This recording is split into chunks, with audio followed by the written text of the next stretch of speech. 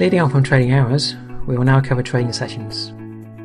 So within each 24-hour day, there are 3 distinct trading sessions, and they are based around global financial regions. The first is the Asian session. It opens at 12 AM GMT and closes at 9 AM GMT. Then we have the London session. It opens at 8 AM GMT and closes at 5 PM GMT. And finally, the New York session opens at 1 PM GMT and closes at 10 PM GMT. Please note, times shown are GMT and are subject to change when daylight saving time comes into effect across the global financial regions.